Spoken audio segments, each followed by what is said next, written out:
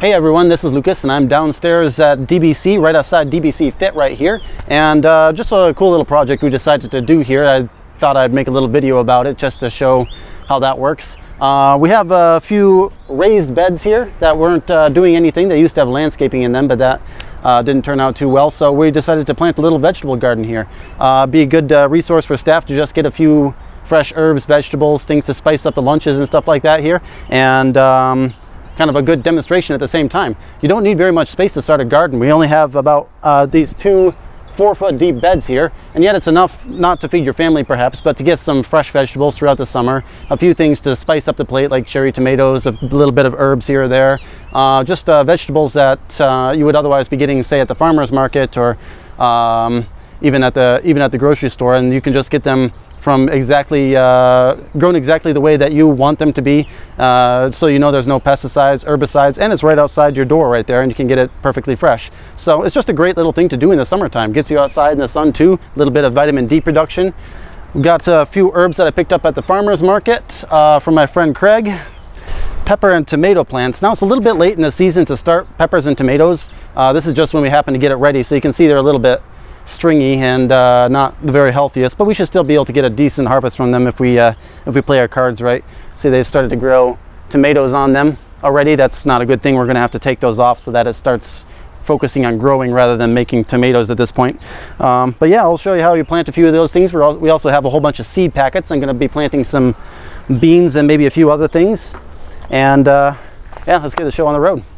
Compost mixed with topsoil here that we just put in. That's going to serve as a good medium to grow in. And I even grabbed a few permaculture things. These are blackberries and black currants. You can see that's actually kind of yielding already. Again, that's probably not a good thing, but once we get this in the ground, it should be looking a little bit healthier. These things come back year after year, so you keep on getting fruit from them, especially after they have a few years to establish. Black currants are actually a really popular fruit in Europe, but they're hardly it's really hard to find them here. Reason for that is there's a parasite that grows on the I believe the roots of the plant that also infect white pines, and so when you grow a lot of them around, you tend to kill the white pine population, so they don't really work too well to farm in North America. So if you want them, you kind of have to grow them yourself.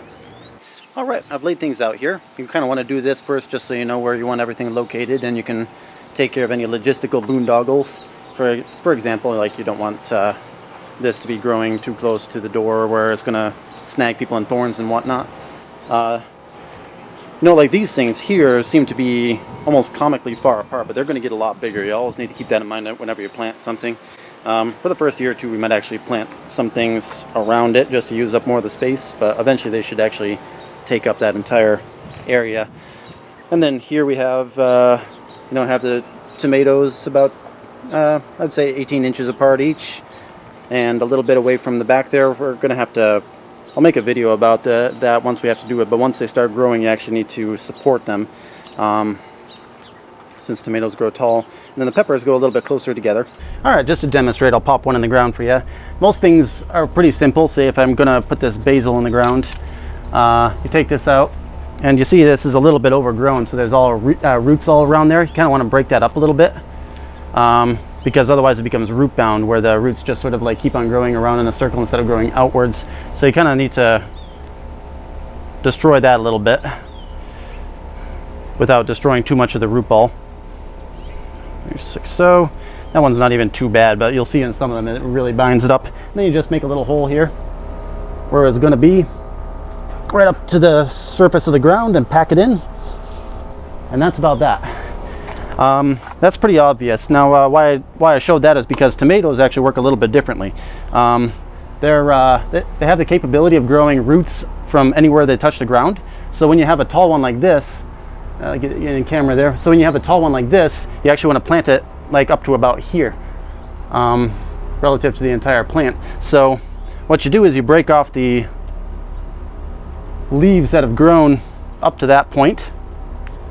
And again, this feels kind of butcherous, but it's going to make the plant grow largest in the long run. And then we're going to plant it that deep, so going to have to go down pretty far. A bit more still. And then we pack it in there. And then we want to remove the tomatoes that were growing on there, so it focuses on growing extra plant instead of starting to grow fruit already. I did that because it was stressed out. I thought it was reaching the end of its soil in the pot there, so it's like, well, man, might as well do something. And yeah, that one's good to go. I'll just do it to all the rest of them now. I got a pretty big collection of seeds here.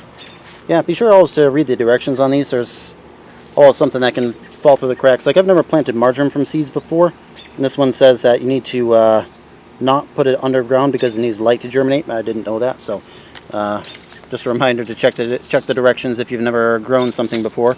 So probably going to get some scallions in there because they're quick and they grow fast, and you can get a few different successions, and I can replace it with a autumn crop once we're done with those. Get a few beets just for the fun of it, and I'm going to plant a line or two of greens. I'm going to plant the basil in between the tomatoes. Borage is kind of a cool one that a lot of people don't know about. It has these sweet edible flowers that you can throw on salads, and they look kind of pretty. Okay, here's basil. As you can see, the seeds are pretty small. I don't know if you can really see in there, but they're like pinhead sized, so it's pretty difficult to get them. This is why people usually start it indoors, but I don't exactly have a greenhouse to work with here, so I'm just going to put like a few seeds in each area, kind of lightly brush a little bit of dirt over it, and probably we're going to get a few too many plants in each area, so I'll have to just come back and thin them out. But that's the way you do it with a lot of things. Same thing with beets. They tend to grow in little clumps, so you need to come back and pick out the extras. So you do each one a little bit differently. With the fennel, you can do things a few different ways each one. With the fennel, I just get 3 to 5 of them in my hand, make a little impression in the soil like that, throw them in. I can't really demonstrate because I'm holding the camera in one hand, and then cover it back up again. The reason why you do that is in case 1 or 2 of the seeds isn't viable, so you aren't planting a location and then just having nothing come up. Then you have to come back later and thin them out if there's multiple ones coming up in the same spot. And then you just do the same thing a few inches over and all the way across. And then with the scallions, I'm just gonna, ideally you'd start these in little clusters inside, but since I don't have a greenhouse here, I'm just gonna scatter them across here, and they'll grow individually that way. These will grow up pretty quickly. They'll just take maybe a month and a half, and you can harvest those. So you can do a few successions of those per season. So I just kind of get a foot or 2 above the ground, and then just sort of scatter them across the soil like that. Then once all that's done on the ground, you just kind of brush the soil in and break up a few clumps while I'm at it. And that gets them just a little bit underneath the soil. Just like so. Yeah, those will probably come up in a few days. All right, we got everything in the ground. All the seeds are planted. We got temporary markings up. That's pretty much a wrap. Last thing you have to do, and it's quite important, is you need to water profusely and preferably fertilize right after you get everything in the ground. The transplanting process is pretty stressful to the plants, so you want to get water on them so that there's as few stresses on them as possible, and so that they can start growing new roots. It also eliminates air bubbles from the soil that happened as you were putting everything in, and with all those air bubbles in there, the roots wouldn't be able to grow right. So make sure you get a good saturation on the soil. It gets the seeds germinating too. It'll give us, with just a bit of weeding and watering and stuff like that, it'll give us produce throughout the entire summer and into the autumn. Once the autumn comes, we can plant a few new things like beets and leeks, and then we'll get things, some of them through the winter and a few of them in the springtime also. So that's about that. It's a good time. Like had my sister come visit, and we just chatted for a little bit as we're doing this. She brought some kids she's babysitting. It's just it can be a good social time. So that's about all. Hope you enjoyed, and until next time. All right, here we are just 6 days later. Thought I'd give just a brief update here. You can see that just after a few days already, we've got the beans coming up. You can tell they're the beans because you can actually see the sides of the bean seed, the cotyledons on either side of it. That's how they pop up. See, that one still is trying to shake it off. This one is just split open. You can see these are beet plants. You can tell from the little red stems. So that's those are ones that you can tell really early what they are. And everything else is looking nice. Is coming along, except for this one. Yeah, you can see there's just a bit of fungus in the leaves there. So this plant might not survive. It might not be much good. I might need to take it back to the greenhouse. It'll usually be fine with replacing something like that because this has only been there a week and already it's going on us.